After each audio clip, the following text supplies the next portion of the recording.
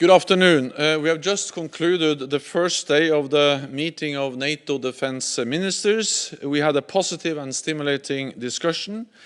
This is our first ministerial meeting with the new Biden administration and an important milestone in our preparations for our summit later this year. We have a unique opportunity to open a new chapter in relations between Europe and North America. We face global challenges that no country and no continent can tackle alone. That is why I launched the NATO 2030 initiative, to make our transatlantic alliance fit for the future. I have put forward a number of ambitious proposals to prepare for our summit. They cover key areas: strengthening our commitment to deterrence and defense, by providing incentives to allies to contribute more capabilities and ensure fairer burden sharing. We also need to raise our level of ambition when it comes to resilience, which is our first line of defense. And we must do more to promote transatlantic cooperation on defense innovation, so that NATO keeps its technological edge. My proposals also include improving our ability to train and build capacity in NATO partner countries, because this is a more sustainable way to contribute to stability in our neighborhood and to fight terrorism. Political coordination among allies is another important area for NATO 2030. To use NATO more as a platform for consultation and coordination on more issues and in more formats. At the same time, we need to enhance our political and practical cooperation with like-minded democracies around the world, so we can protect the rules-based order, which is undermined by countries that do not share our values, like Russia and China. NATO must also do more to address the security implications of climate change. This affects all of us, and our alliance must play its role by reducing vulnerabilities and emissions from the military sector. Finally, this is a time to update NATO's strategic concept, so that we address existing and emerging challenges, recommit to our values, and reinforce the bond between Europe and North America. Today, we had a great start to our discussion to build a substantial and forward-looking agenda for the NATO summit, to secure a more peaceful and prosperous future through a strong transatlantic alliance. Adapting to the future requires sustained investment in our defense. Today, we discussed progress toward fairer burden sharing. 2021 will be the 7th consecutive year of increased defense spending by European allies and Canada. 9 allies are expected to spend 2% of GDP on defense, compared to only 3 in 2014. Since 2014, European allies and Canada have contributed a cumulative extra of $190 billion. And this year, 24 allies will meet the guideline of investing at least 20% of their defense budgets into major new equipment. So we are making real progress. But we must all keep the commitments we have made and continue to invest in our defense and increase the readiness of our forces. This is the only way to keep our nation safe in a more unpredictable world. We concluded with a session with our partners Finland and Sweden and the European Union High Representative Borrell. It was an opportunity to share views on the common challenges we face, to discuss transatlantic relations at this important juncture, and the need for Europe and North America to work closely together. With that, I'm ready for your questions. Thank you, and we can start with Gül Sonemut from NTV.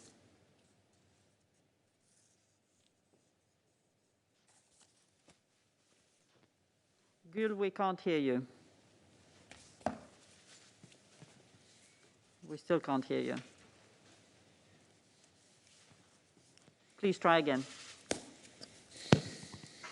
Can you hear me now? Yes. Yes, thank you very much. I have two questions. My first question is with regard NATO 2030 as well as the strategic concept. When will you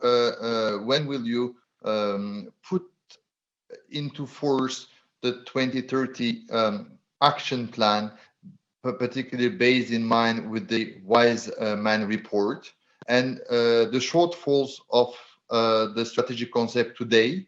What are the topics that are really urgent for the strategic concept to be updated? What are the shortfalls for that? And of course, the timeline. And on the other hand, although the discussion will be tomorrow, Iraq, I was wondering whether you had a comment with regard the attack on the Erbil airport where United States officers have been killed, as well as the Gara operation where 13 Turkish civilians have been killed.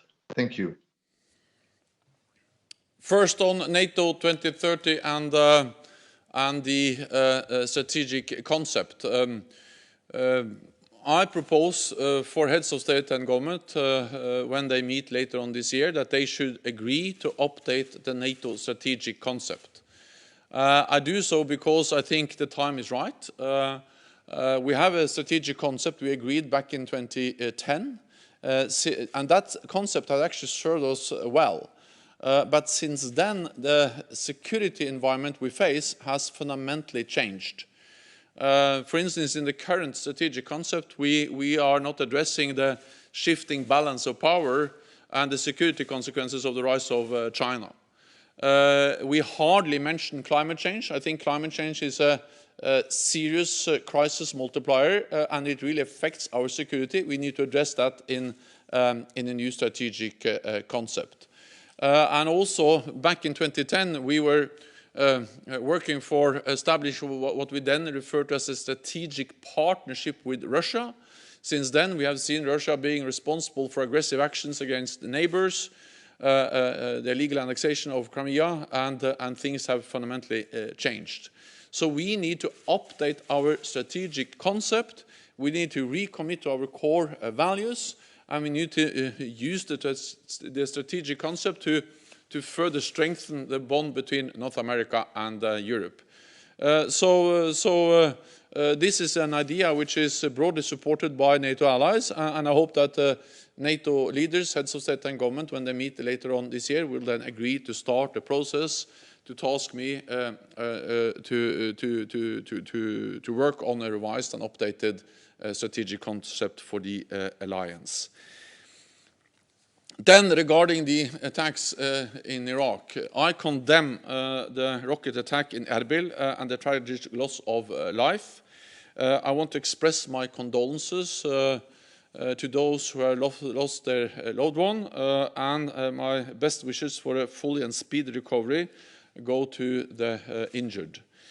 The Iraqi people should not have to live in fear of violence, and I welcome that a number of allies will support the investigation into this attack.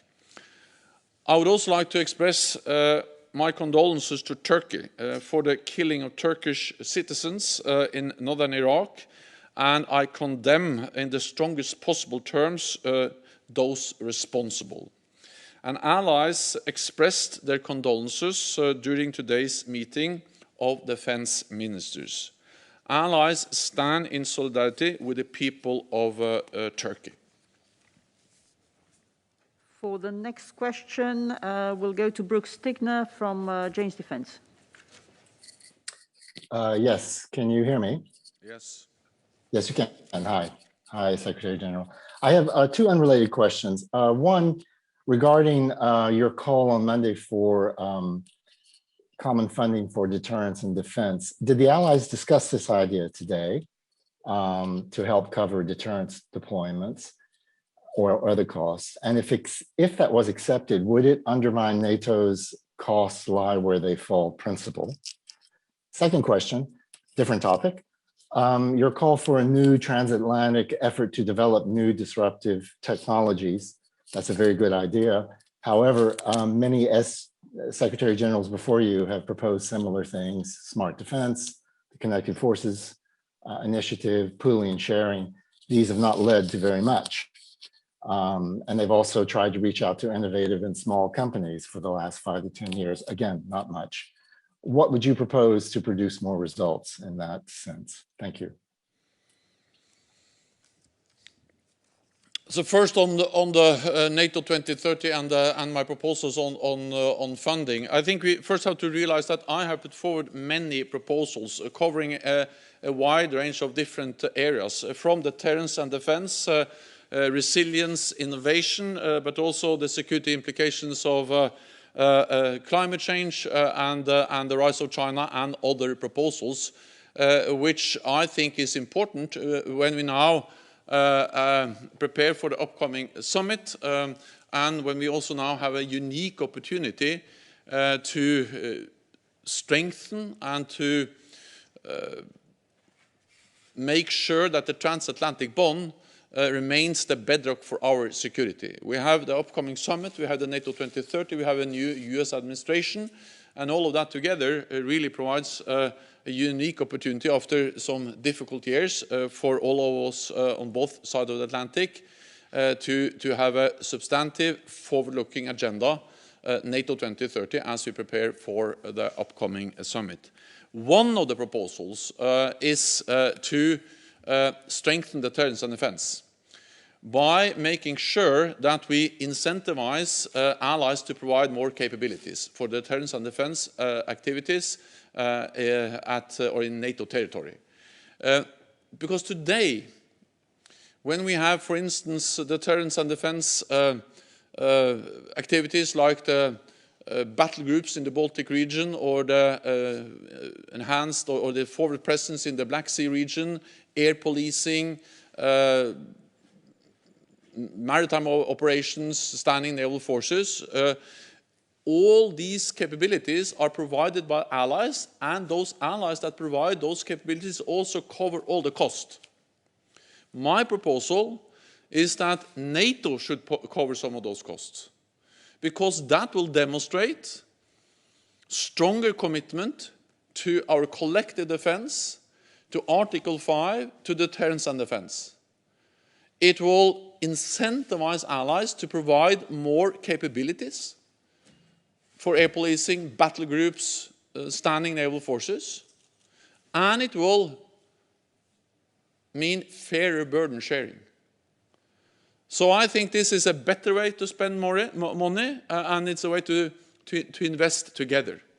Let me also highlight one other point, that this is, as we have already agreed to spend more, and allies already do that. All allies have increased defense spending, and more allies meet the 2% guideline. This is something else. This is about how we spend the money. That we should spend more of our total funding for defense together, because it will strengthen deterrence and defense. It will provide more capabilities for battle groups, air policing, and also lead to a fairer sharing of the burden.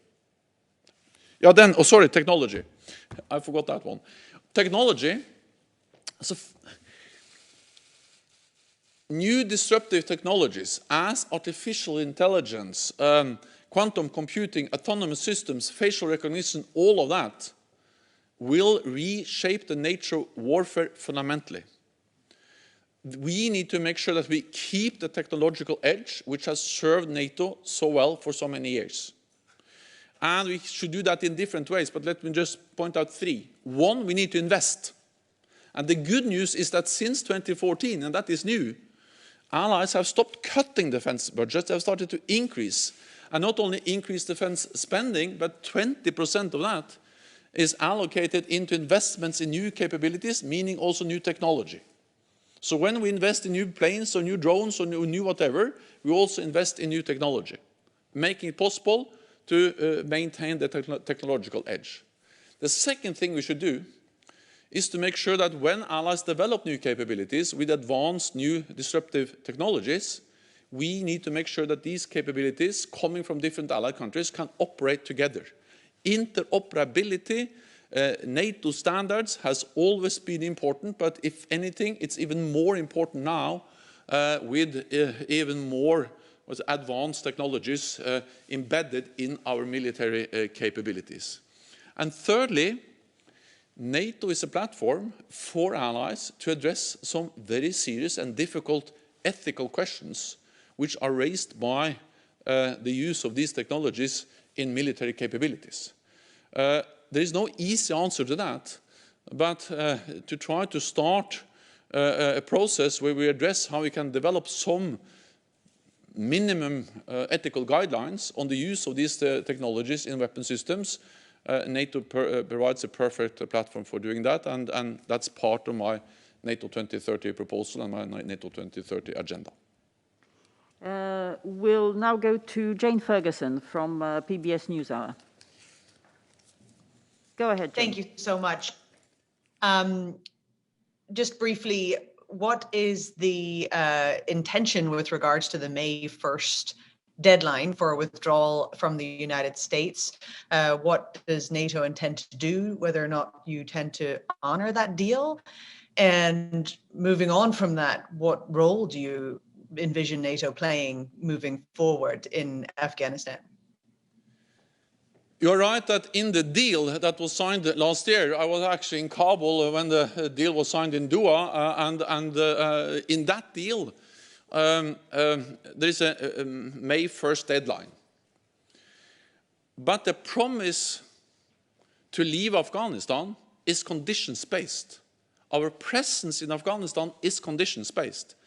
And Taliban has to meet their commitments. And what NATO does now is that we, first of all, do whatever we can to support the peace process and the full implementation of the deal. We will only leave when the time is right, and the focus now is how can we support the peace efforts, the peace talks, and re-energize, relaunch new strength and new momentum in the peace talks, because that's the only path to peace. As you know, we went into Afghanistan together, NATO allies, partners, and the United States after 9/11. We have made decisions on adjusting our presence together, and we will also make the decision when the time is right to leave together. So what we do now is to coordinate, consult. We are going to have a discussion tomorrow. I'll not preempt the outcome of that discussion, but allies are coordinating closely, all allies, including, of course, the United States, and then we will make a decision together.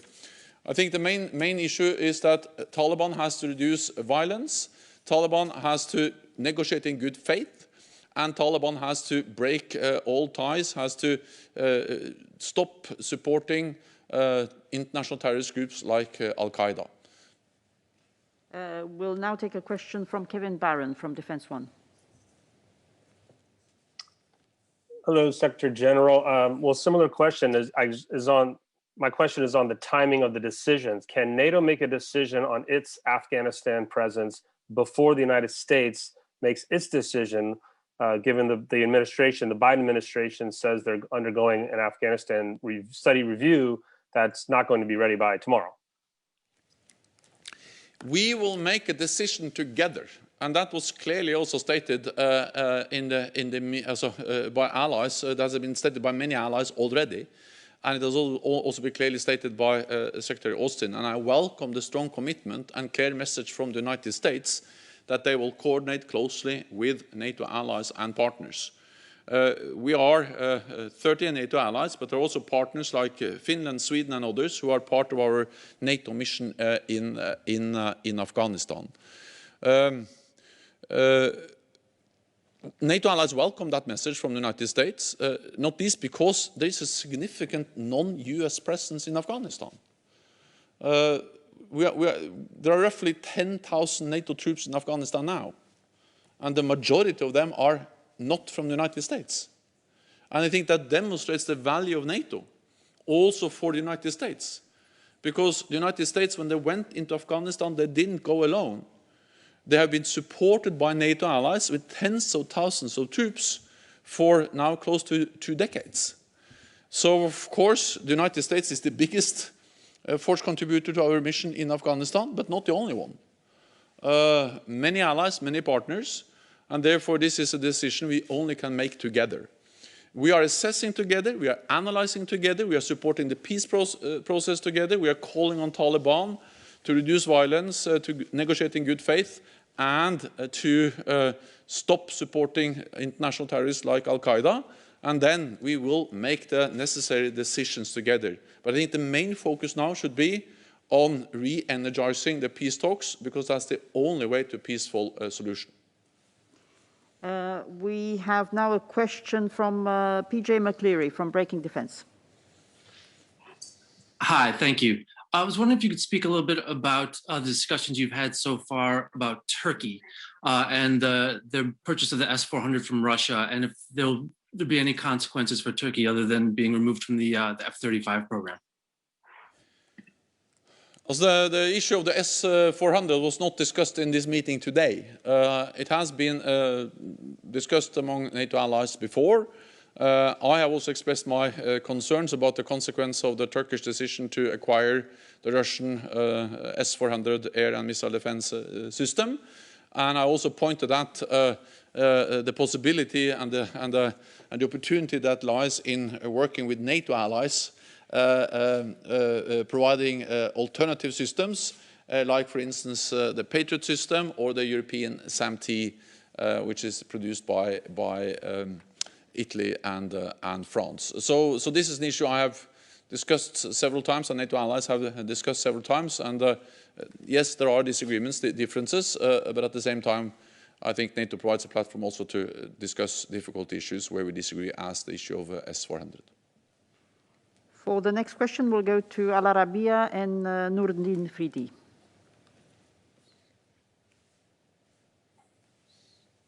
Good afternoon, Secretary General. Vous m'entendez? Yes, please go ahead. Yeah, thank you.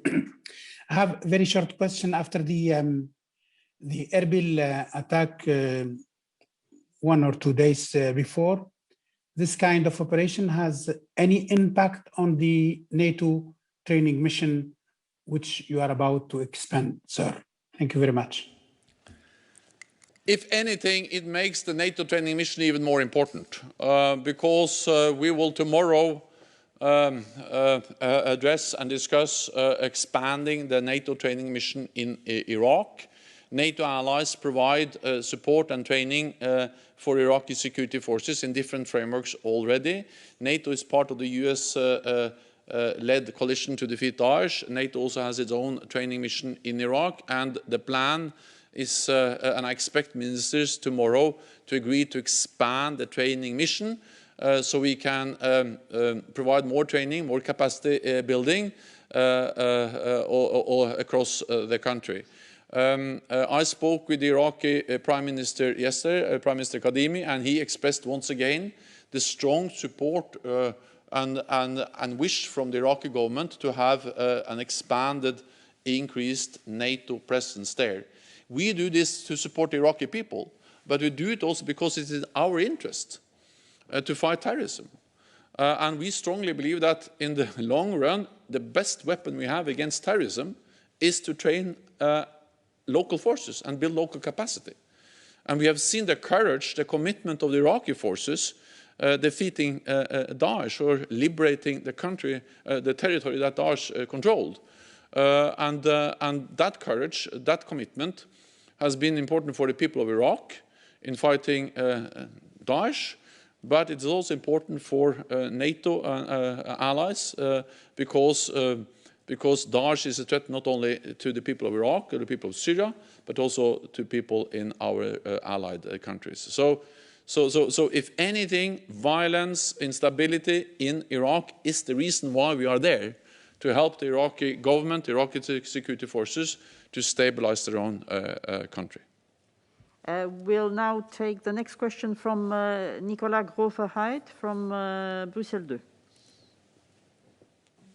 Please go ahead. Hello, bonjour. Hello, Secretary General. I have one question of the burden sharing on the dependency of defense. I have seen that now you are referring for the year 14, and some months ago, I remember you have more reference of the year 16. Is it because Donald Trump is leaving, and now the government in the United States, and you have remember that this engagement, it is with Obama on the summit as Pays de Galles, and also I want to have some comment of maybe you, if you fear that the COVID-19, the coronavirus crisis, could destroy some effort of defense state. And just one question, if I may, on the Turkey, how do you feeling the ambience with the summit with Turkey now in the NAC, in the NATO Atlantic Council, because sometimes it is not so good in the past. Thank you very much. First, on burden sharing, we agreed in 2014 what we call the Defence Investment Pledge, where all allies agreed that after years of reducing defence spending, we should start to increase defence spending. And the good news is that every year since 2014, all allies have increased defence spending, and all allies are now spending more. And more allies meet the 2% target, and the majority of NATO allies have plans in place to be at 2% or above by 2024, which was the date we set. So it is, and it's also correct that sometimes I refer to the increase since 2016 because this was an important issue also for the previous president. But I know that burden sharing, increased defense investments is also important for President Biden, because President Biden was actually vice president when President Obama and Vice President Biden, they were at the summit in Wales in 2014 and pushed very hard for that decision. So different US administrations, Republicans and Democrats, have all conveyed the same message, that we need fairer burden sharing in this alliance. I tell the Europeans that, and they agree, that we need to invest more in defense, not to please the United States, but because it is in our security interest to invest more. Because we face a more dangerous world with a more brutal form of terrorism, Daesh, ISIL. We have seen that in Iraq, Syria and other places, with a more assertive Russia, the consequence of the rise of China, cyber, hybrid threats, all of that together led to the decision in 2014 to increase defense spending. And the total added spending across Europe and Canada is $190 billion extra, and that is significant, and that's something that really makes a difference. We still need to do more. We need to maintain the momentum, but I think it is good to see that allies are making good on their pledge, on the commitment that they made back in 2014. On COVID, NATO's main task is to make sure that the health crisis, the pandemic, doesn't become a security crisis. And therefore we have been focused on the importance of upholding our missions, deterrence and defense, and we have been able to do that. There are some adjustments in some of the exercises, but the main message is that the battle groups, the readiness of our forces, air policing, all the other stuff we do every day has been maintained, so we are able to prevent the health crisis from becoming a security crisis.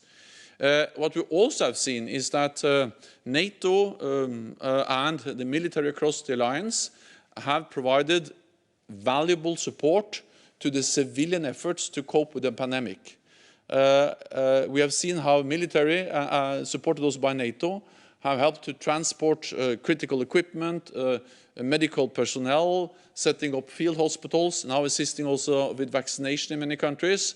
And NATO has provided support to different allied countries. So the military has provided support to the civilian efforts in coping with the pandemic. Thirdly, you asked about Turkey. Turkey is an important ally, You can just look at the map and you see Turkey is the ally bordering Iraq and Syria. Infrastructure, airports, bases in Turkey has been very important in our campaign against Daesh, ISIS, liberating the territory Daesh, ISIS controlled not so long ago. Turkey is also the NATO ally that has suffered the highest number of terrorist attacks, and Turkey hosts millions of refugees. So Turkey is an important ally. At the same time, there is no reason to hide that there also are differences and disagreements. And then I think NATO is a platform for allies to raise those differences and disagreements. I also expressed my concerns, for instance, on the consequences of the procurement of the S-400. We have seen disagreements, differences related to the situation in the Eastern Mediterranean. But again, I think that NATO's role is to try to find positive approaches. We have been able to establish what we call a deconfliction mechanism, bringing the military experts from Turkey and Greece together here at NATO and agreed mechanisms to reduce the risk for incidents and accidents between Turkish and Greek military planes or ships capabilities in the Eastern Mediterranean. And this also helped to pave the way for negotiations or exploratory talks between Turkey and Greece on the underlying issues. Let me also add that NATO has helped to implement the agreement between Turkey and EU on the refugee migration crisis in the Eastern Med.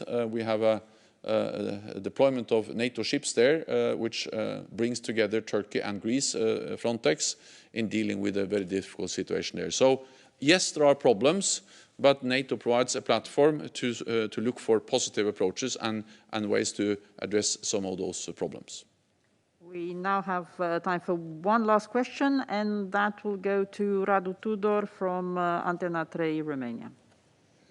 Thank you, Juana Lungescu. Secretary General, you've mentioned 2 days ago that today we'll discuss some decisions to reinforce measures on the eastern flank. General Ben Hodges from CIPA said in a study that the US administration needs to have a strategy on the Black Sea and that NATO must reinforce its measures on the eastern flanks in the Black Sea. I kindly remind you that in the last 15 years, all the military aggressions from Russia were in the Black Sea, to Georgia, to Ukraine, to Crimea. And please, could you detail a bit what kind of measures NATO has in mind to enforce the Black Sea area and the eastern flank? Thank you.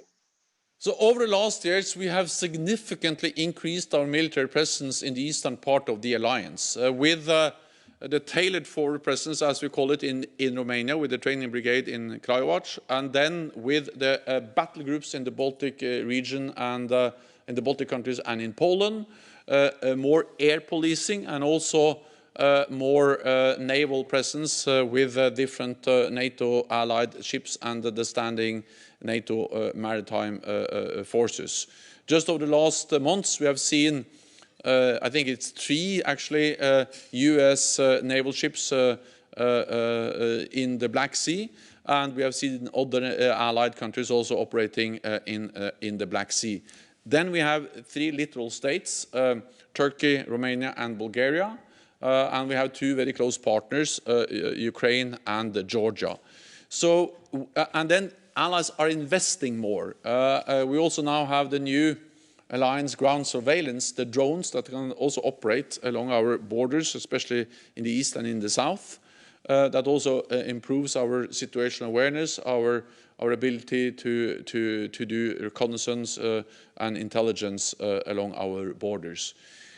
One of the reasons why I have put forward a proposal that we should have more NATO funding for deterrence and defense is that I believe that by paying more of that together, we will incentivize more allies to provide capabilities also to the presence, or especially to the presence in the eastern part of the alliance, including in the Black Sea and the Baltic region. Thank you very much. This concludes this press conference. We'll see you again tomorrow evening. Thank you. Thank you so much.